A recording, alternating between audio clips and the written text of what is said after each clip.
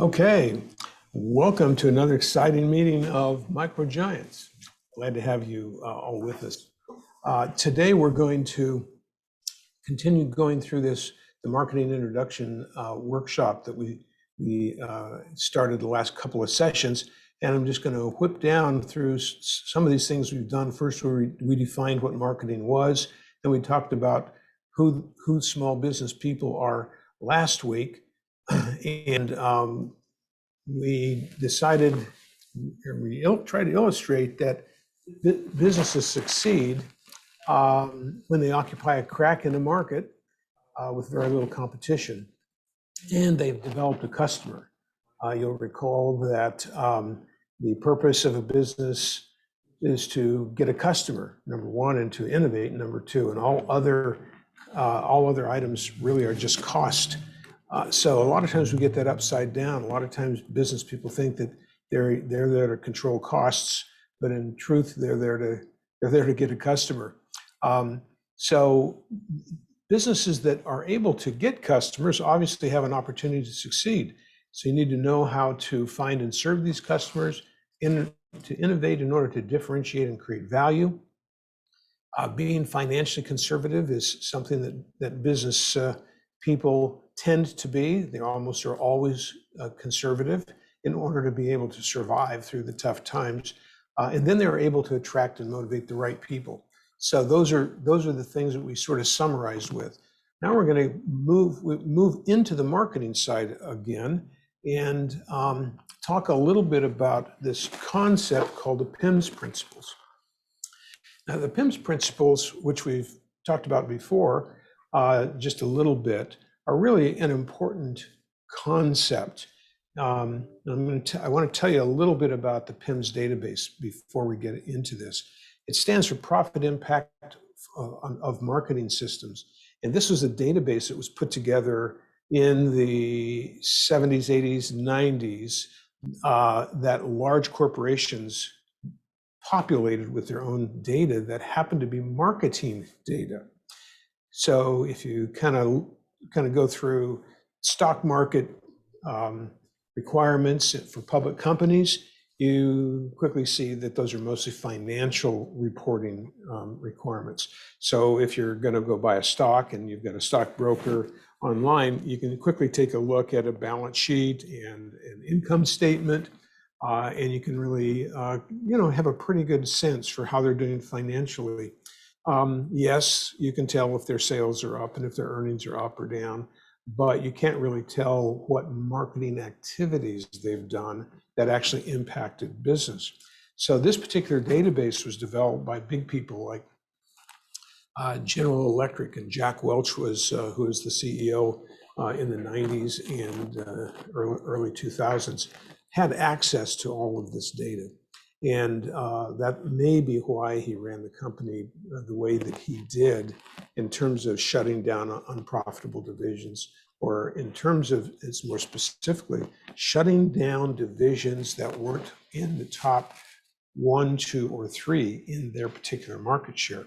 Now, why would he do something like that? This isn't a business principle that is typically taught, yet it is perhaps one of the most interesting and best forecasts of success that we really have. This is still not widely known. I had to kind of sneak in a student into the business library in order to be able to do the research on the one book that's been written on this subject. And he brought me pages and pages of copied material in order for me to really study this issue and try and figure out what it all meant. I have been able to obtain the book myself, and so I've been able to go back through and read it. This was a long time ago. We're talking about almost 20 years, and I've been talking about it for almost 20 years. So it hasn't really taken over. It's still kind of a secret. Therefore, it gives all folks who know and understand this a real leg up.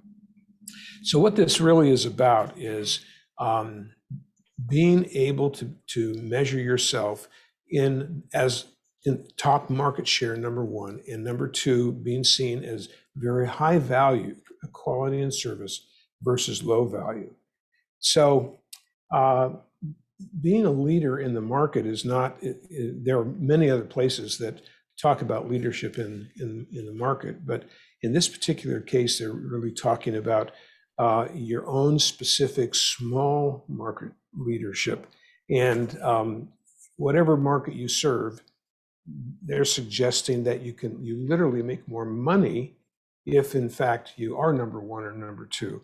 And of course, you're going to compete in quality, and you need to be known as better versus worse in terms of quality. So a couple of quick items. Those that were measured as better by their customers were able to charge more for the same goods. So quality does matter. Those who were better grew twice as fast as those who were not better in terms of quality.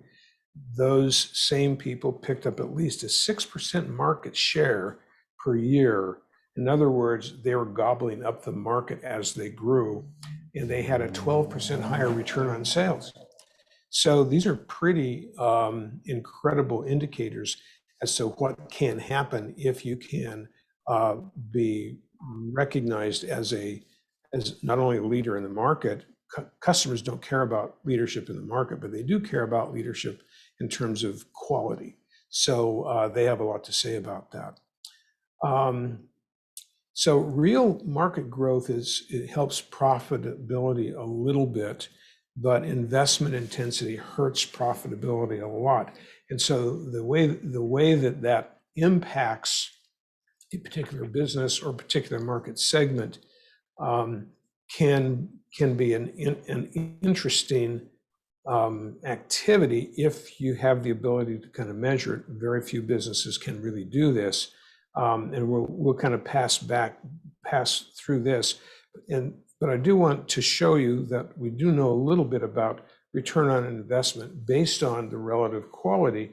You can see that the market leaders have a much higher perceived quality, and so these people here, who, if you break this into percentile, into 5 equal parts, you can see that the top 20% are getting an ROI that is, over 30, and that compares with an ROI of about 15. And so it's like double.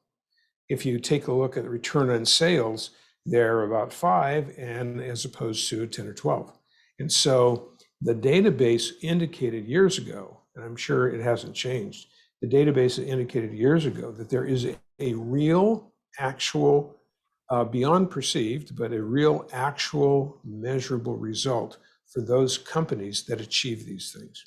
Now, here's the interesting thing is that if you use both scales, we're just looking at one scale on the last slide. If you look at both scales, and this scale here is measuring quality, inferior quality, middle level quality, superior quality. Then on this side, you have the other scale, which is market share. This would be a low market share. This would be a medium market share and a high market share, meaning 1, 2, or 3. That if in fact you can achieve both of these, you end up magnifying and sort of exploding the actual result if you're good on both axes. And so what it shows here is that if you get, this is measured in terms of margins. If you're down in this area, you might expect a margin of 5%. This is a gross margin, not net profit. But if you can achieve both of them, you can hit markets of over 35%, between 35 and 40%. Well, from 5 to 35, 40, you're talking 6, 7, 8 times the power that both of these influencers have. And so it becomes quite clear that the goals in terms of marketing, goals in marketing are to in fact achieve a very high level in both of these in order to be able to be competitive. Let's see, so we already talked about going both ways. So when you can achieve this, customers will pay more for your product. Part of the reason that those particular samples have a higher margin is because customers will pay for it. Part of it also has to do with when you have a higher margin, you have more money to invest in more innovation. And so that's another reason. And there are several other reasons why you get more margin. You'll come out of a recession faster. You will sustain faster growth, and then you will be rewarded for more loyalty because you're doing a good job for your customers. These are all really good, terrific things. And so very quickly, without getting into a whole lot of detail, the PIMS Principles reviews seek to be in the top 3 in your market share for your crack in the market. Strive to be perceived as high quality. Now, this is not actual. It's not an engineer's definition of quality. It is a perceived quality of both quality and quality of service. And then finally, buyers will make decisions based on this perceived overall value. And that is how you actually win. So what does that have to do with small business? And the answer is that the way small businesses can really compete is by narrowing their market niche, dominating their market niche, and being perceived as having high quality. And so if you can do those things, you can make a lot of other mistakes and still do very well in business. If you cannot do those things, then you will be marginally profitable, most likely. Not that you can't survive, but if you don't have the margin dollars that translate into cash that you can spend on various expenses, including research and product development, customer growth, marketing, that money comes from your product margin. It doesn't really come from net profit because you spend that money and you don't pay taxes on that money. But in order to be able to spend that, you've got to have free cash flow. And that free cash flow comes from product margins, whether it's a service or a product. So that's the basic principle. And that's a pretty really incredible thing to be able to achieve. So then I wanted to, so keep that in your mind, because we want to come back to that. I wanted to go through a few market issues here, just to just to give you an opportunity to think in terms of a market. When we went through and we talked about 3 or 4 or 5 weeks ago, we talked about economics that small business people need to know. We talked about how the whole term market really came from economics, and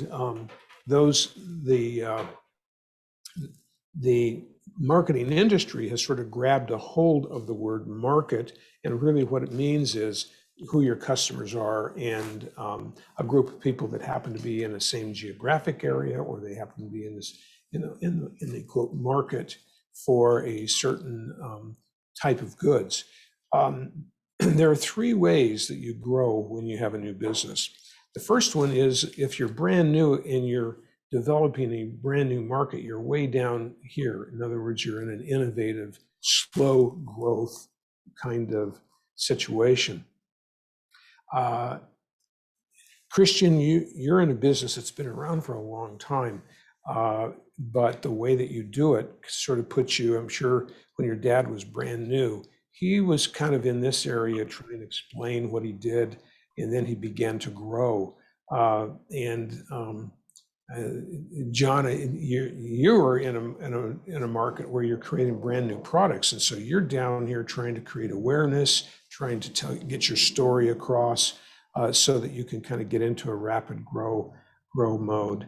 Edgar, I think you're kind of in this same way too, although you're maybe up aligned a little ways. But what happens then is that once people begin to understand who you are, they accept that you've got good products, you begin to go through a high growth phase. And that's true for the whole market. So when you have a brand new market, say computer chips, the first acceptance was very slow. There were only a few people who realized that if you had a semiconductor chip, that you could actually make a computer out of it. Of course, we know that was Apple today, and they figured that out and they made a kit. It was so unacceptable in those days. Only the geeks would buy the kit to put together their own computer. It was only the Apple II that actually was built into a full computer that you could take out of a box and boot up. So that was a long, slow acceptance. But when they got going, it grew very rapidly, and the entire industry matured eventually. It has matured now. The computer industry is looking at growth that's very slow, and as a result, the marketplace itself is becoming very flat. It's hard to believe 10 years ago that we would actually get to a place where the computer industry is stagnant, but they've had a couple of lean years, and they have, it's a tough slog because it is a mature market. So you've got the new market where there's slow acceptance, you've got this rapidly growing characteristic of a market, and then you've got the traditional market where you've got stagnant growth, you have slow, steady growth. There's a lot of competition, and most of the consumer consumables fit into this category. Foodstuffs, flour, beans, corn, all of those things will only grow basically as fast as the population grows. You do have anomalies in those kinds of markets. We've talked about the meat market a couple of weeks ago. And so that's an anomaly based on a very strange circumstance in the marketplace where people had more disposable income suddenly than they had before, and they spent it on, in their mind,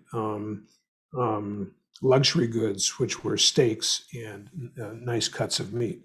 We talked a little bit about that. So those are the three ways that you go through the growth. This is a very typical S curve that is studied in business a lot, well understood in economics. And so what you end up with is 90% of the businesses are in this mature cycle. You've got a much smaller group of businesses, well under 10%, that are in this rapidly growing. And then you've got the emerging market trying to develop brand new things. And some of them make it, and they create markets, and a lot of them don't. So there are characteristics of each one of these three marketing types. So this kind of depends on where you happen to be. So if you are in a growth mode, you may be in a stagnant market. You may have a stagnant market, and in that particular case, you have to steal your business in order to grow. The market itself is not growing. You're having to grow off of your competitors. Just to give you an example of why knowing where your industry is important. If you happen to be in a growth market, then you have to grow faster than the market in order to call yourself successful. The market, if the market's growing at 3% and you're growing at 3%, that means you're only keeping up with your competitors. You're not really growing within your market share. And you need to be working on your market share in order to be able to become dominant, in order to increase your margins, in order to be able to be successful. If it happens to be a brand new market, then you're going to have to cover your entry costs. All of your growth profits, are normally plowed back into business, and so that puts you in a very, you can see, being the type of market puts you in a very different kind of situation as to how you're going to react to each one of these circumstances. And so that's true for growth goals, for growth performance, margins, different advantages to each one of them, whether the disadvantages to each one, and then the value profile. We haven't talked about value yet, and so we'll kind of skip that. I think what I'll do, though, is I'll just show you the advantages and disadvantages, and that is that one advantage to a stagnant market, a mature market, is that it's slow moving. So that means that very large, slow moving companies are fine with that. They can do just fine because they can't move very fast, and a big old market allows them to kind of move at a pace that they can bureaucratically handle. In a growth market, you have easy growth, and that's really a good thing. The problem is it draws in new competition. So you have to be careful that the new competition doesn't overwhelm your business. It's very rare that you invent or come up with a new product that is a new market creator, that the creator actually gets all of the benefit of the market. That's a kind of a tough thing. But we see a couple examples, but most of the time it doesn't really work. If you think about the computer industry, you could argue that, well, Apple was first and look how successful they are. However, not in the computer business. In the computer business, they got completely crushed by IBM. And a lot of other people died along the way. Compaq, the TS-80, and the list goes on and on of the competitors who came in with new, fresh ideas that just couldn't make it, because as they grew, some of them could innovate faster.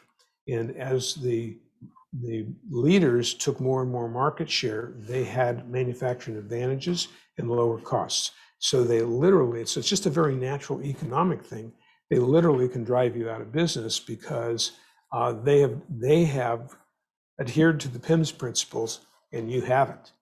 And so the reason we have Apple around today is not because they were dominant in computers, but because they were dominant in cell phones. I mean, without cell phone business, Apple would be a very different company if they were around at all. So they were able to combine all of these technologies together into a very small computer that was also a telephone, and maintain that market and dominate that market. They did with a couple of other products as well, and they were highly innovative, as you all know. So, but those were the cases where you take a look at these markets and you realize that you're not in control all the time of your market, even though you might have invented the category. So markets have some characteristics that I think you want to consider, and they differentiate the kind of business and the way a business needs to be treated. First of all, on this axis, you've got either high competition or low competition. And we talked about the computer industry, how it was low competition when it was new, and it became very high competition. And now there are only a few companies still making regular computers. The laptop industry is much more competitive. But then you also have this other dynamic, and that is that it's a transactional kind of business or a relationship kind of business. A transactional business is bubble gum. People, nobody develops a relationship with their bubble gum manufacturer. They just see it on the shelf as they're checking out, and they buy the one that they like the taste of, and that's pretty much it. On the other hand, you've got a relationship with your attorney and a relationship with your CPA and other people who help you in business, and their business is driven based on that relationship. People make bad decisions based on relationship. I'm talking about business owners, because they value the relationship more than they do the actual service. So it becomes a very binding kind of situation, which is utilized very well by small business people for the most part. So these things are constantly competing with each other. So if you do use the same thing, you've got a high competition, no competition, relational versus transactional. You can kind of plot where a particular kind of business would be. So for the most part, you're going to find that businesses that are, well, let's in fact, instead of going through each one of these are actual clients that I've plotted over the years. But let's just talk about you guys.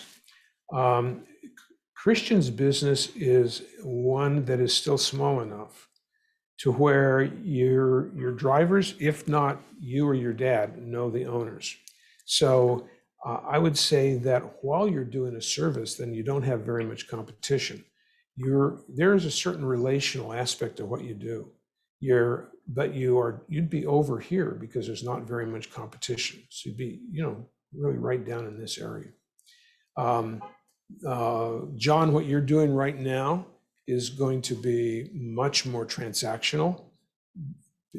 When you're brand new, you may find that people have questions about it. They're going to like what you're doing. It's a pretty new concept. You're going to do everything you can to tell your story. That's going to be in person, in print, on the package, on your website. But still, you're going to tend to be up in the transactional area. So very different kind of a business. And over time, you'll find that you're going to move more and more and more to transactional. And you're going to go from very little competition because of the way I think you're positioning yourself based on our short conversation. And you're going to find you're going to be driven up into this corner where it's more transactional and less competition. So that helps to understand the strategy that's going to be necessary in order to be able to continually be competitive. Edgar, you're working with a really, really small niche of people, so relatively no competition. But on the other hand, there are a lot of companies that don't see themselves as specializing in your niche, and the kinds of things that you're selling are very highly competitive, like the cash register side of your business or the credit card clearing side of your business. And so that's highly competitive, and you're going to be over in this area. But you have a big advantage, and that is that you have a very, very high relational situation. And so you're really somewhere down here, almost where this 4 is. So you have a lot of competition, but you are a highly relational business at this point. That's going to be an important thing to consider because it means that you can dominate this market as long as you don't lose this relational thing. If you do lose the relational thing, you're going to shift towards the middle and you're going to end up in a highly competitive situation. So for the most part, then you've got this market intensity level here that goes from not much intensity to a lot of intensity. So on this side over here, it's like selling water to the camel train in the desert. If you're out in the middle of a desert and you're out of water, you need it, and you will do anything in order to find it. And as a result, the few wells in the Sahara that I researched all were surrounded by walls, because this is the old axiom that you can. People want your product so much they will steal it from you if they can't buy it. So do you think they need any marketing? And the answer is not really. Awareness, yes. Marketing, you don't need any marketing. People will get it. On the other side, you've got the old euphemism, Eskimos selling ice to themselves. So if you're selling blocks of snow and you're on a snowpack, that's a hard sell right there.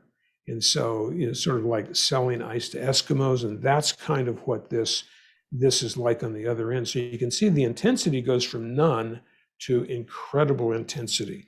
And your businesses each will be somewhere along this axis. And so let's see. This shows some various industries. For instance, CPAs are down here. Attorneys. You have both highly relational and very transactional attorneys. You've got a real estate agent, which is mostly relational, however, very, very high competition. In fact, there are way too many of them right now. And there are not too many because they can't sell houses. There are too many because there's no inventory. Kind of a strange circumstance.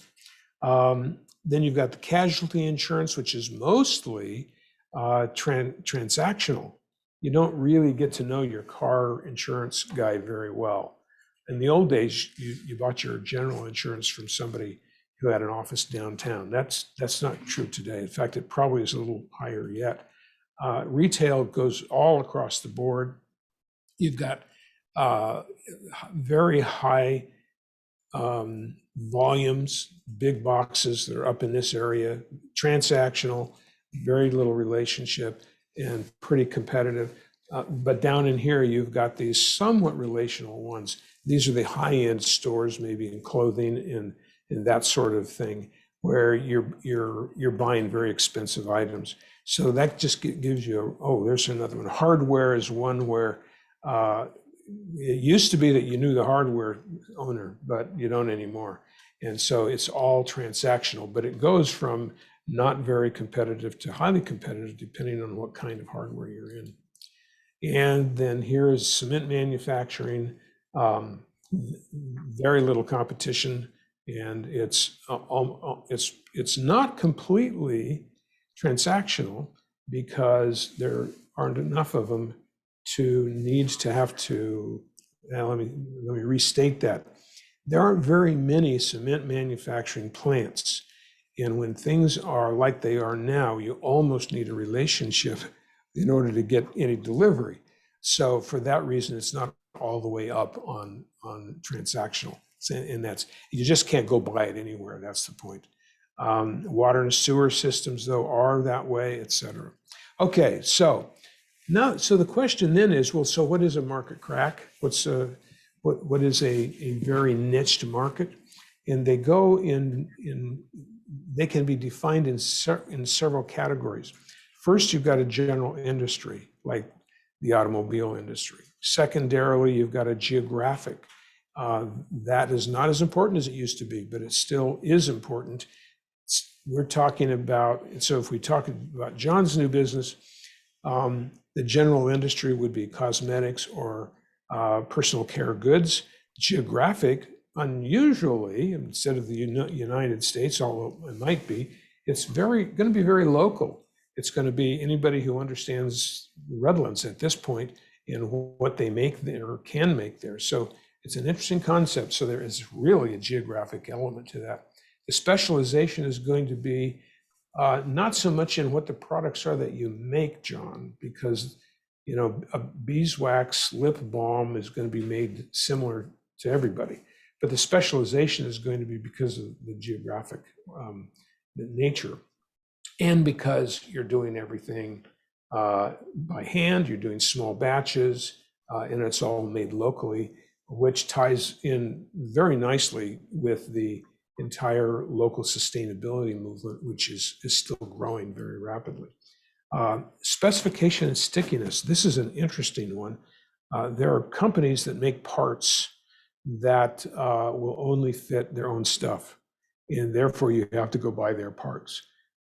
Therefore, they're very sticky. It's very hard for you to buy some sort of a gearbox that fits onto a certain machine because the other gearboxes just don't fit it.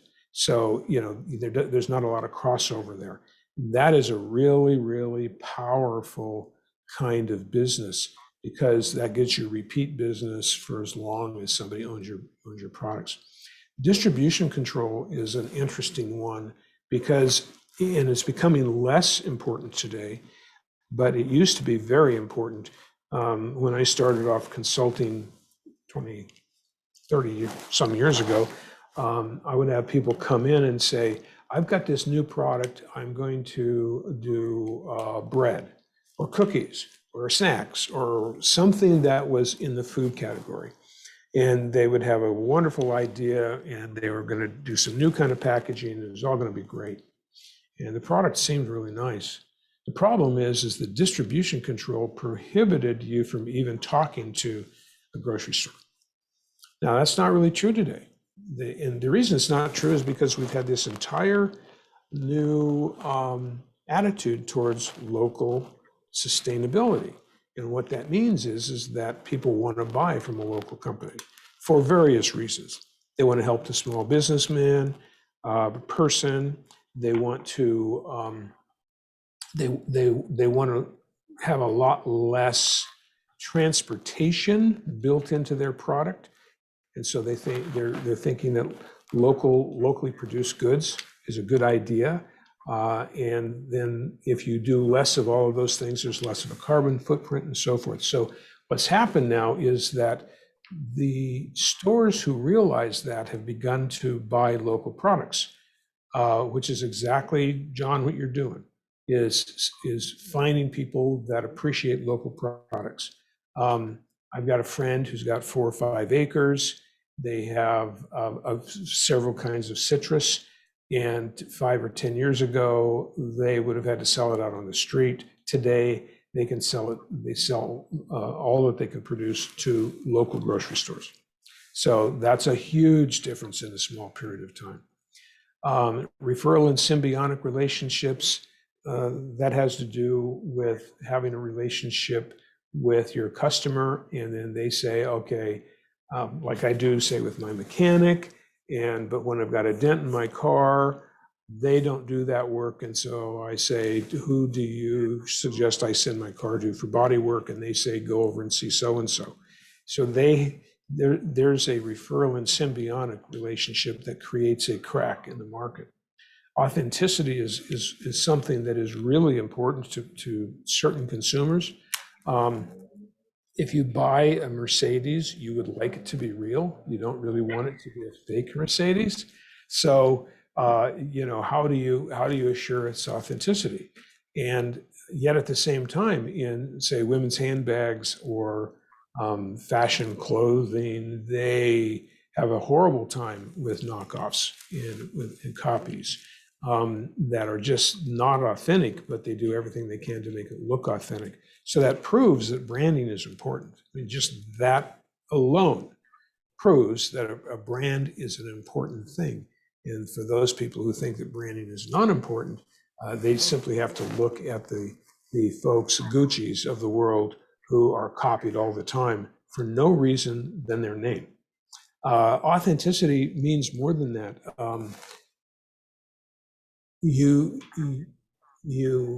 Years ago, there used to be parks that were amusement-oriented, amusement parks, that had all kinds of rides. And you'd go there, and some of them were really nice, and a lot of them were kind of dirty and not well maintained. And they got kind of a bad rap, bad reputation. Walt Disney decided that there could be a better way. And so what he did is he copied that concept, only he did it a lot better than anybody else did. Of course, he had other media and other characters that he could use to build into his parks. But what happened is that he became the authentic park.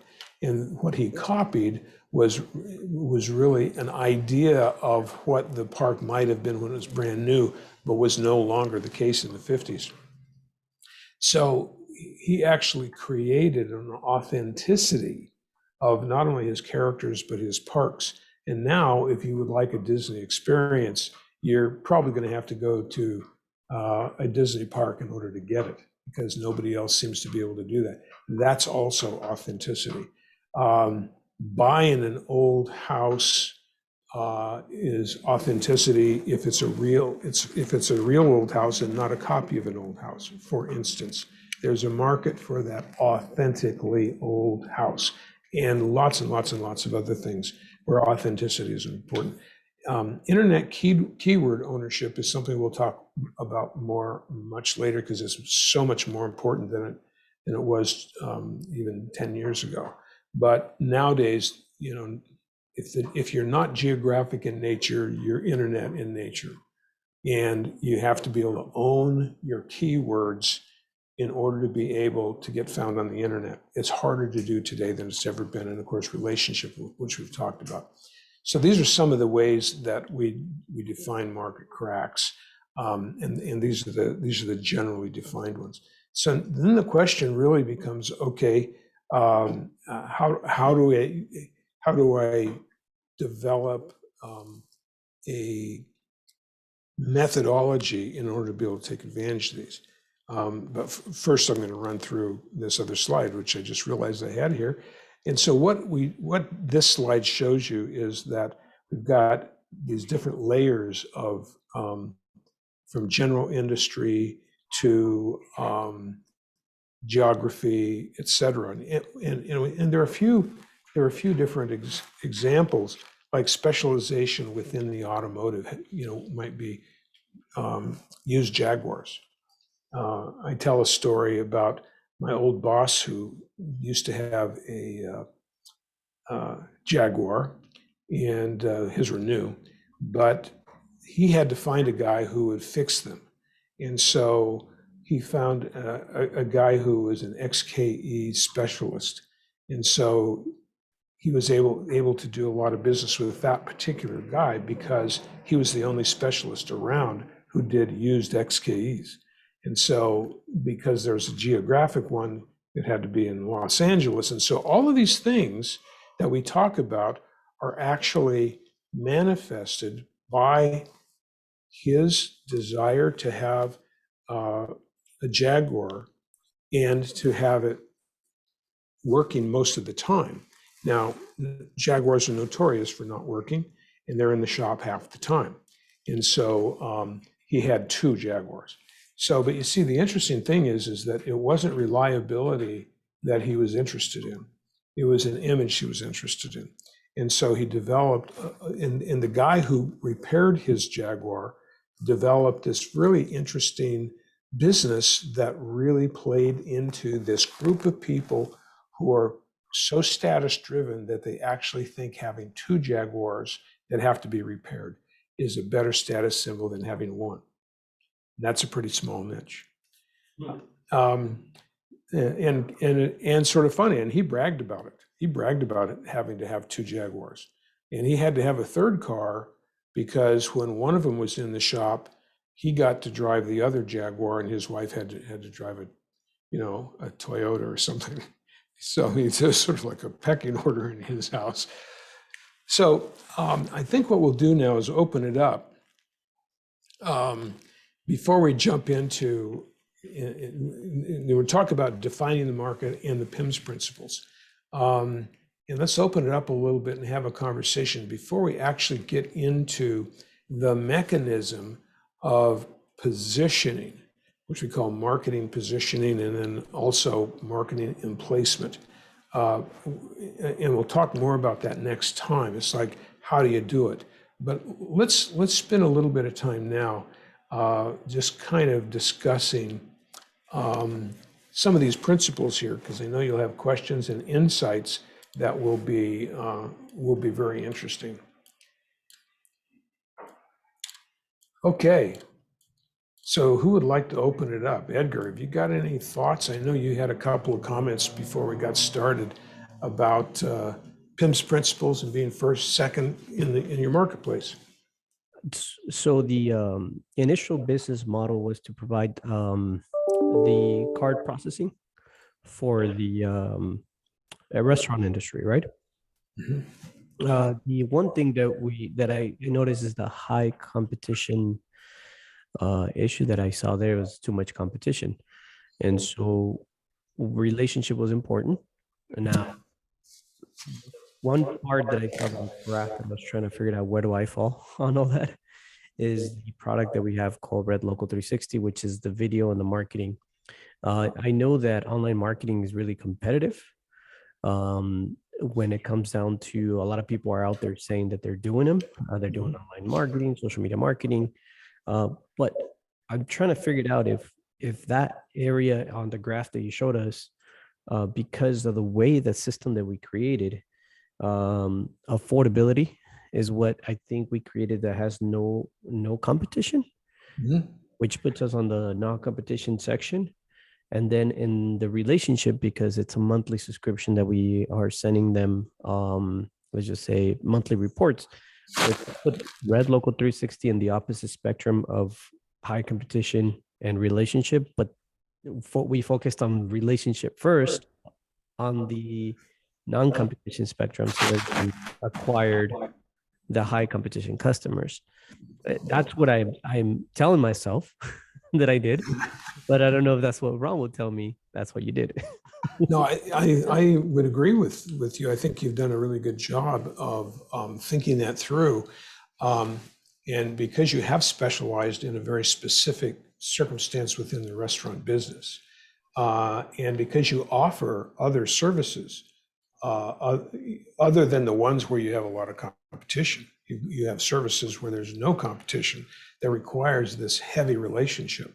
And so what you've done is you've carved out your own marketplace almost to the exclusive use of yourself, so that whatever you're going to sell, they're going to believe you more than they're going to believe any of these other people, especially because of the characteristics of your market, especially where it has to do with financial instruments or banking transactions or those kinds of things where they're highly transactional and they're not comfortable with the transactional or the whole digital issue. And so you're bridging that gap, and that's where the value lies. You know, they may or may not find that their new banking relationship or new credit card processing clearing is good or bad for them, but they are going to definitely appreciate the fact that you helped them move into that, and that you knew how to navigate the rough waters, that they just did not know where to go or what to do in order to accomplish that. So as long as you can maintain that relationship, it gives you a huge opportunity to be able to focus on those. And so then the question becomes, well, are you going to sell paper cups? You know, how broad do you get? You know, well, they've already got people who sell their food and their tortillas and their cups and their plates and their silver. They already have relationships with people like that may be mostly transactional. Maybe the salesman shows up, you know, once a month to talk to them about deliveries or that sort of thing. But for the most part, they've got those relationships. And so, but they don't have relationships with anybody in the financial area. And that's where you're killing it. So yeah, and so in your very, very small market, you got to be number one, right? Nobody's done it at all except you. Yeah. So the issue then is, okay, how big is the market? You know, and when we get into assessing the size of the market, then you don't want to have a market that's so small you can't make a living. You need to have a market big enough, or you begin to get to the point to where you've got your company rolling, your cash flow is positive finally, and you are ready to grow into something a little bit different. And companies do that all the time. They also lose their way in that process. If they change too much or add too much, they can kind of lose their whole footing. There's a company that I know of in Redlands that is a paper company, but they really deliver restaurant supplies. They've been able to grow from nothing and then just a family in a kind of a garage, and over the years they're one of the biggest paper companies in the area. They did that very slowly. They did it because they were just slogging it out a little better price, better value. Were small enough to know their customers in the beginning, but big enough to serve them well now. So they were able to overcome that. So I think you've kind of learned that lesson well. And in terms of margins, you don't even have to worry too much about your margins. All you have to worry about is, have you charged enough to get the full value out of the product? If you haven't gotten the full value out of the product, you're going to grow slower because you're not investing any money into the business. And of course, that's going to be a problem because you want to keep up with that, or you're just not going to make as much money. So yeah, that's good. Anybody else have any other comments about that? Edgar's business or your own? Yeah, I had a question, Ron, because I also agree too that in our company we're on the spectrum of low competition relationship. At the same time, that relationship can become a threat, because if we don't have that strong relationship with these clients, then we could easily lose them. And it's a lot of times it depends on one person, whoever that has that contact for contracting us for these projects. If we're on bad terms with that one individual, then we lose the business there. So it's also a threat for us to, if they're strong there. But I wanted to ask you, because in our industry, I feel like we've always aimed to be competitive with the quality of work. And Mhm. our competitors typically are kind of on the perception of the quality. They're acting more better with the market, get that perception that, hey, we're doing the best quality, but they're not. So I wanted to ask you, what do you think is the other techniques or strategies that we can use to kind of get those newer clients in, um, and them understand that we're actually the top quality client without even showing them, because it's hard for us to depict the quality without even doing any work for them first. I would Yeah.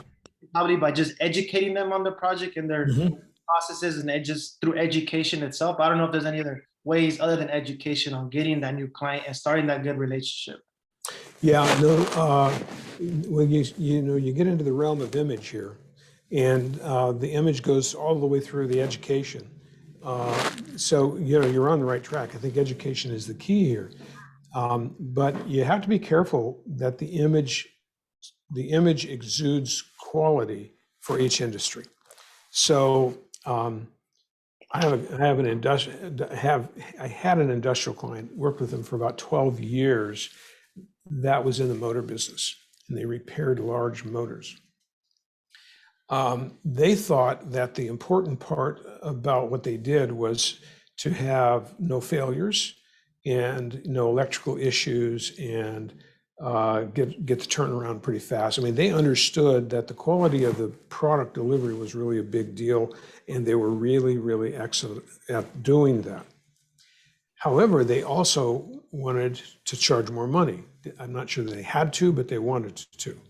And I was told in no uncertain terms, don't think that you're going to get us to be competitive or grow us by us lowering our price, because we are not going to do that. So what we did is we went after all of their materials and basically threw them out.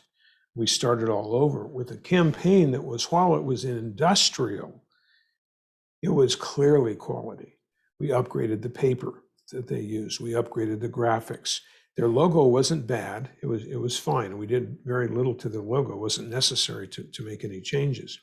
And then we began to do a series of flyers and communication pieces that would focus on their various industries.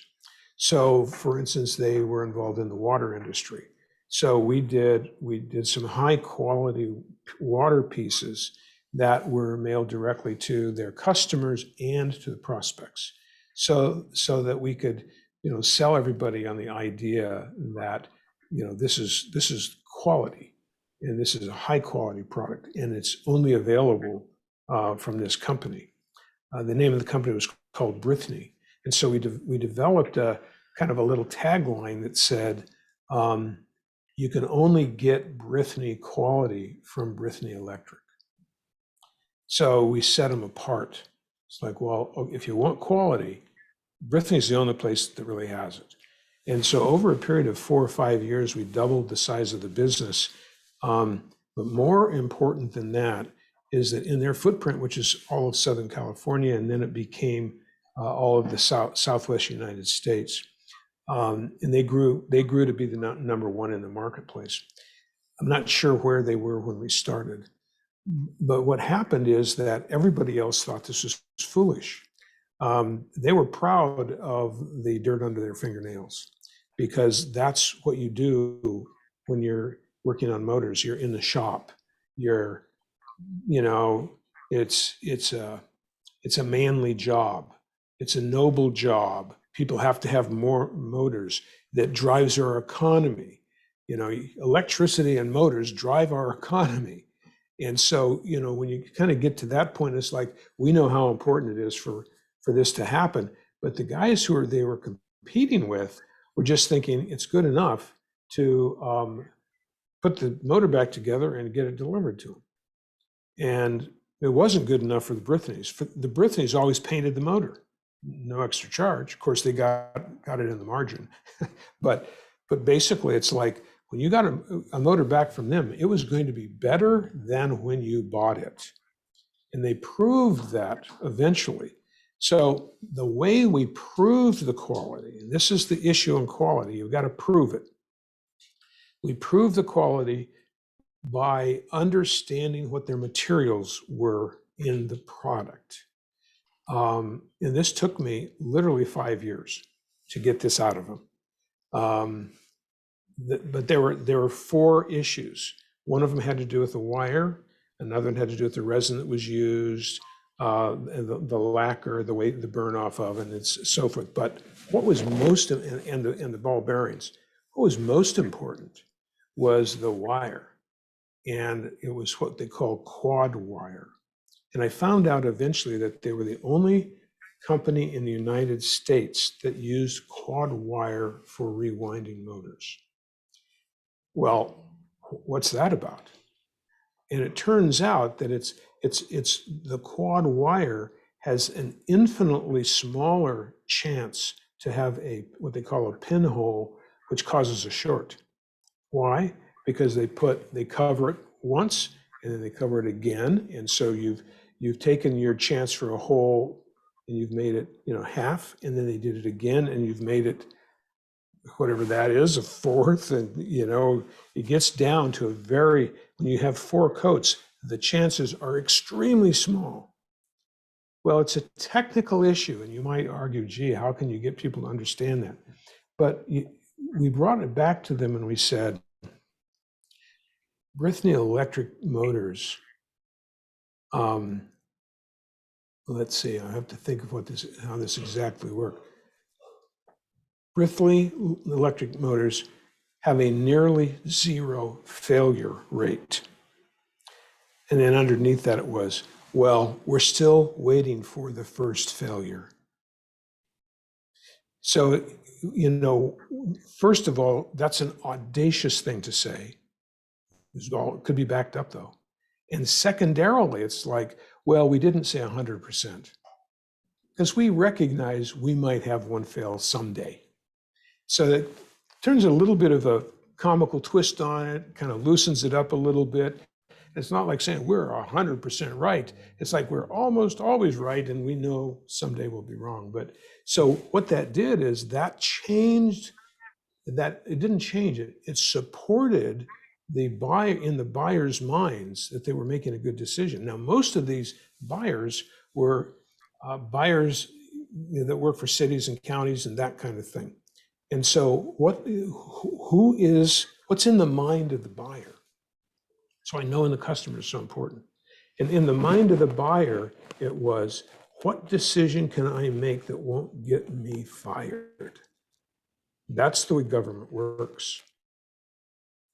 So we were trying to fill that psychological place for, you'll make a good decision, your organization will be better off, your constituency will be better off, you'll be better off because you're not going to make a bad decision that will get you fired.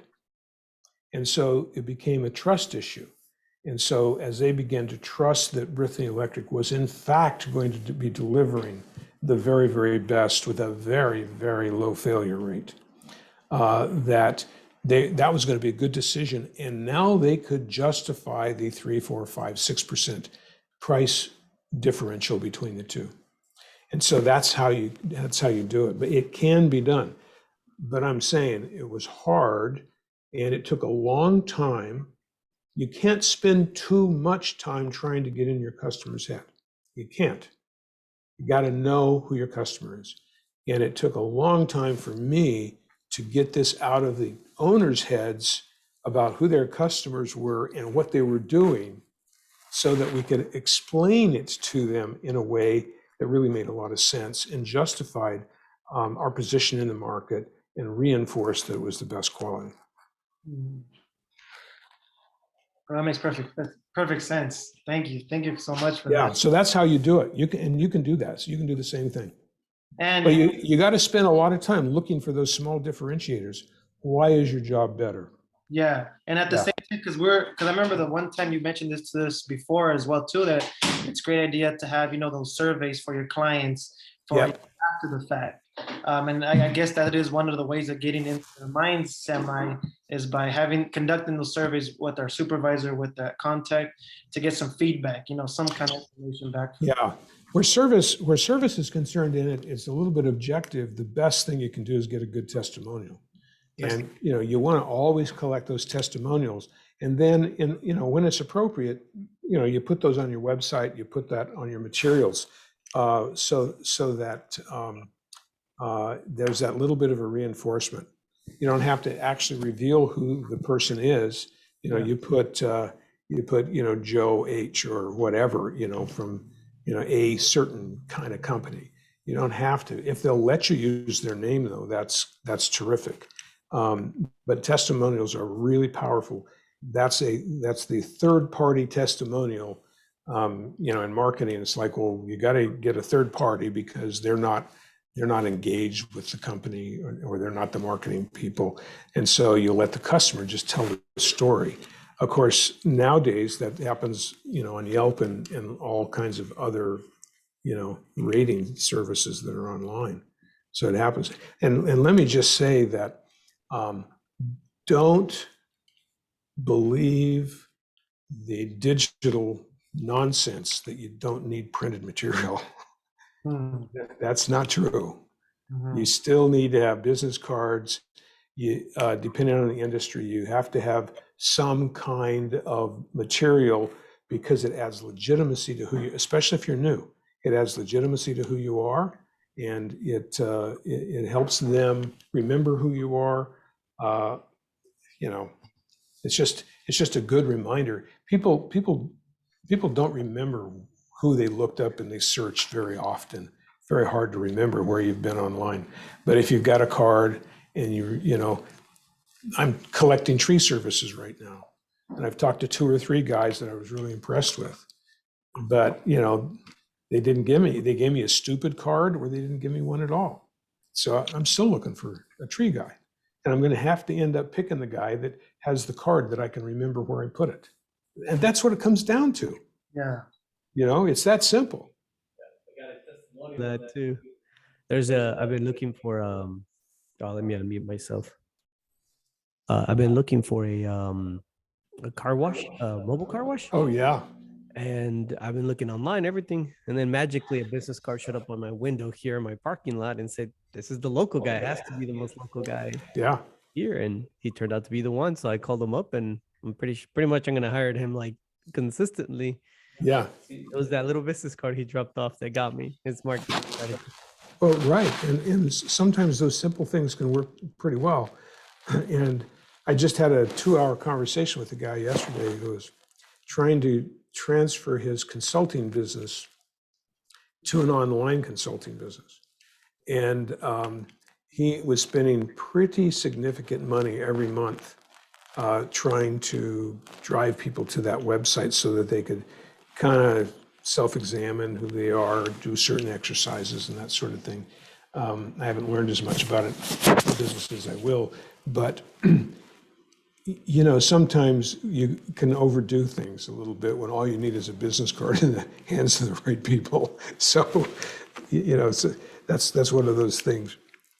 So, John, your business, I'd love to chat with the few minutes that we've got left here, a little bit about your business and the kind of positioning that you're going to want to look at.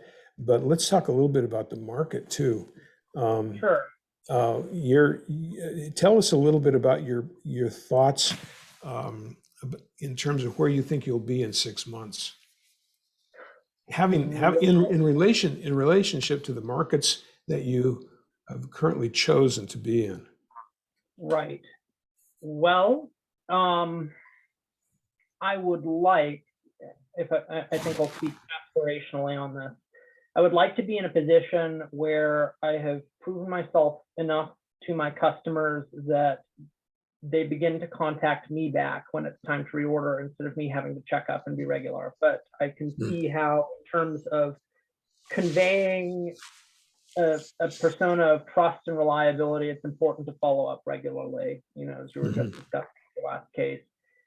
I'm primarily a wholesaler. I think I'd like to keep doing that. it provides me with a certain amount of anonymity. If I'm going to every trade show in the world, stumping my product, I can very easily be copied. I've started to do that to sort of form local relationships and relationships with consumers who, at the end of the day, can come back and patronize my vendors.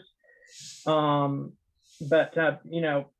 soap and lip balm, they're popular, they're profitable, and they're profitable for me and for my customers, but they are notional product. And I think my vendors, as my immediate clients, are busy enough that reordering on the soap or the lip balm automatically is pretty low on their priority list. So I think probably I'm going to continue to have to approach. So finding ways to do that a little more efficiently is probably something I'm interested in doing. I'd also like to get bigger orders from people from the relationships I've already built.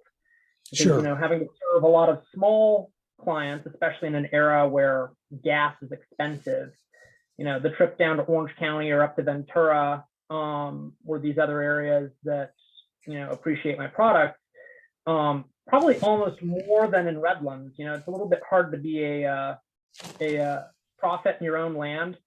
And I think probably Redlands citrus is still commonplace enough in Redlands to the point that people don't really quite see what we have as special yet. And that's frankly part of what I'm trying to prove out, is sort of a change in public opinion.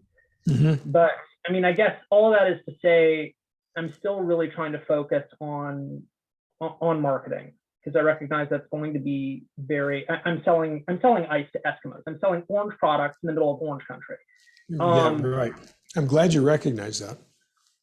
So, selling an orange, however, in Orange County, I'm selling nostalgia for what existed 50 years ago that doesn't exist anymore. And that's frankly kind of what I want to be doing. So, I'm selling in museums, I'm selling with really marquee vendors. I'm pretty proud of that stable. I think I probably need to start to talk to that a little more as I go through my selling process. But, I intimate, the Mission Inn Foundation's been a longstanding client. We're with the Sherman Library, the Ventura County Museum, things like that. So I'm not just this dude who's selling soap out the back of his car. I'm also looking to try and establish a presence on Amazon too, which, I've had one organic sale that is not friends and family. Turns out this person is associated with show business. It was pretty exciting, actually. It was Sylvester Stallone's ex-wife. Late night shopping, my soap. But I kind of want to begin to drive volume on that as well. And I'm really wary of, just plain flat out buying Instagram or Amazon ads, because I had another merchandising business with my brother and a friend from business company, where we ate it all up on marketing spends that never came out. That can certainly happen. And when you're in your business, there's a tendency to want to spend everything on marketing, because it's always going to increase the market. However, there's a relationship there that you can't go above unless you really understand how big the market is, and you're going to buy it. You're going to buy the market. And we've seen that a lot with the big startups, where they literally buy the market. And that's exactly why Amazon didn't make money for years. Bezos plowed every dime plus back into the business because he wanted to gain, market share. He's smart enough to know the PIMS concept. He knows that principle. So if you can be the number one, you're going to have a whole big advantage compared to number two. And and really, who remembers who the second person who crossed the Atlantic in a single engine plane was? Is anybody here? No, you never remember number two. Being number one is the important part. Now, once you get to be Walmart and you're number one, now everybody hates you. But on the way up to beat Sears, everybody loved them. They were willing to help them beat Sears.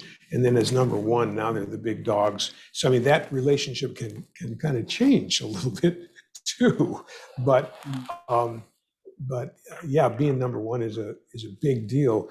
However, the only way you can really do that kind of sort of planting, if you will, is to have the money to do it. And if you have tons of money, then you can make a gamble like that. Not very many small businesses who are self-funded have the money to do it. And it takes a public company in order to say, well, you know, we're going to put Burt's.biz out of business. Well, good luck on that, you know, because they've been in the market. Everybody knows who they are, but they started the same way you are, exactly the same way. You know, it was this. I don't know if you probably do know that story, but for the other guys, it's like here's a beekeeper who somewhere along the line figured out that this is a really good balm for your lips, and he figured out how to make it, and he started selling it, you know, in his local town. And it wasn't until a lady came in and joined him and started pushing in order to be able to build the company that he actually grew the company. He didn't want to grow the company. He lived off the grid outside of town, and raising bees was one of the things he did for cash. And but he wasn't in business to make any money. He was in business to survive. And so, you know, it took this driving lady who turns out to have been pretty savvy in marketing to be able to get that first distribution going so that he could grow. And then when he started growing, it was even harder for her to allow him, or to get him to allow her to manufacture in like an actual plant. You know, so I mean, it was like a battle the whole time. But take a look at that success. It took years and years and years and years to do that. And so now that they're there, you know, in that one little niche, you know, you're never going to be number one, because Burt's.biz is going to be number one for many, many, many years. But I'm not so sure that, see, I think that what happens here is that, and Edgar and I have had this conversation several times, the tendency is to go get the easy money and just expand out geographically. The problem is that every time you do that, you have a bigger market and you become less important to any given market. And now you don't matter. And you can't, by yourself, you can't just go out and visit all these stores and get wider and wider and wider and wider and hope that they're all going to reorder, because they're not going to reorder until their customers tell them that they need, that the box is empty. And their customers have to be so satisfied that they have to demand that it's in the store, because retailers, even though they don't really know it sometimes, retailers buy window dressing intentionally. It's just sort of eye candy. And they buy it because they want to do something that's local. They buy it because they want to have a different product for their customers, show them that they're up with the trends, that they're looking for new things, but they're not there to really make a lot of money from it. And then you're trying to get the order from them, and they're going, but we just bought it for fun, and we sold it out, and we're happy we sold it out, but we didn't intend to really do a lot of business with you. They're not going to really tell you that, because it's even subliminal. And they know that they're making their money off of the cereal section. They're not going to make money off of your stuff. And so it has to be very easy. In fact, you almost have to go back in and restock it yourselves, which is why you see the company guys inside these stores. They're in there stocking based on prearranged inventory levels that they have negotiated and or paid for in order to be able to get that exposure. So I think you want to think very carefully about where your marketplace should be in 6 months, in a year, in 2 years, in 3 years. How fast do you grow? And at what's the trigger point at which you go, okay, we're now ready for the next level. Mm-hmm. Therein lies, because, and of course, you've just finished your MBA. You can start running some of the models, but you got to take a look at where your cash flow is going to be in each one of these processes so that you know when you've got the money to be able to jump into the next one. Right. And I think probably the next step is really pushing on packaging as perceived quality. And I mean, I found that we've been innovative with the packaging that I have already in a way that helps to sell the product. Actually, it's really ridiculous that, frankly, it's been easier to sell the lip balm we've made. It's the same old formula, but now we sell it with a refillable orange crate display with a packing label sticker on the front of it, and the vendors, customers eat that up. Same exact lip balm, totally different story. And the soap has a cutaway window which people can experience the fragrance through. Great. The fragrance that really sells, the fragrance and the flavor. Yeah. A lot of the stuff. Yeah. But at the same time, and speaking about like specialty retail becoming more relational luxury items, most of that's packaging. Yeah, absolutely. So, I mean, I think And, that's and interestingly, you know, as you know, today a lot of the packaging is really minimalist, and you know, it's gray or brown carton kinds of things. So with what you're doing, you could do a pretty interesting package by just buying an off-the-shelf thing and getting a stamp and stamping it. As long as the stamp looks cool and it's got the right shapes and so forth for your market, then you can create, because Burt's Bees look pretty rough for a long time. Still, you know, they've got professional packaging now, but they still have that hand-drawn picture of Burt, you know, which is, you know, not really that great, not really that professional, but that's okay because it makes it look like it's not professional and big. And that's what that's the marketplace. They're a big guy that wants to look small. Yeah. Yeah. So, yeah, I think packaging is really, really critical, and you're going to want to spend a lot of time on figuring out how you're going to make that work and keep it consistent so one product can help sell the other product. Yeah. And tell the story at the same time. That's a little harder to do in packaged goods, to tell a story.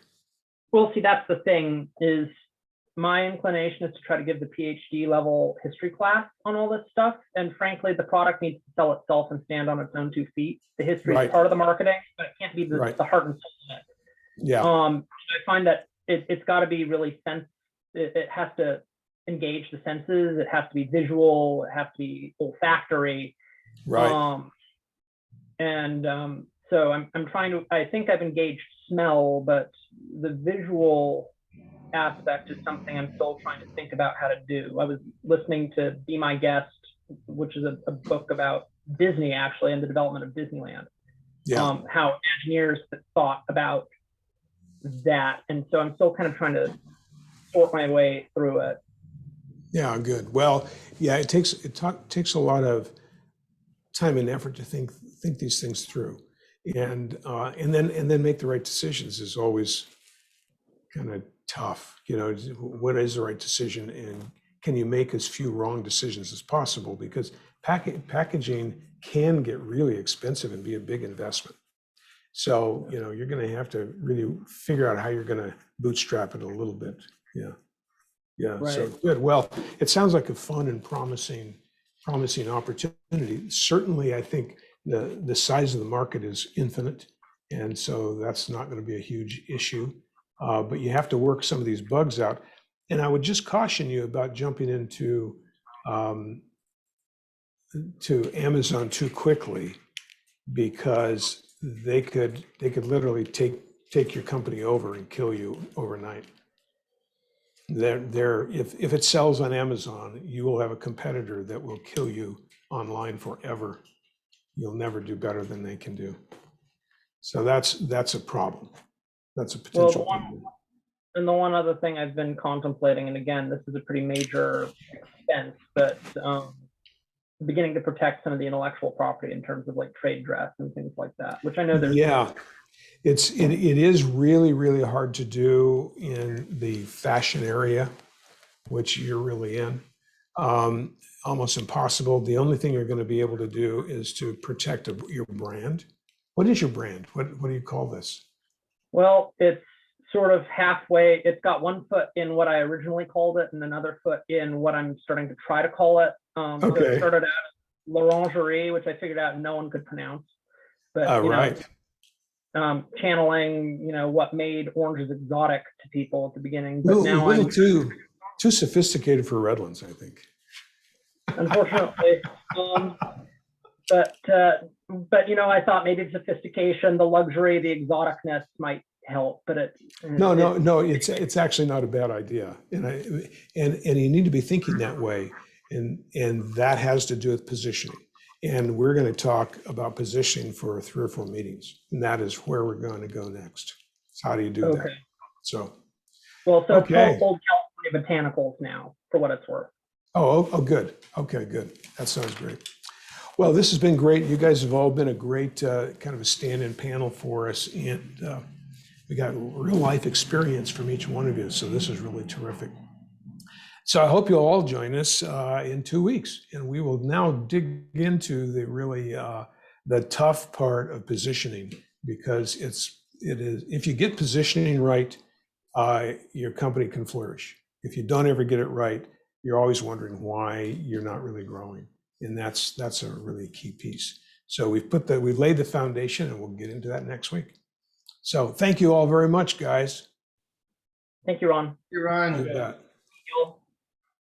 Bye, guys. Like, See ya.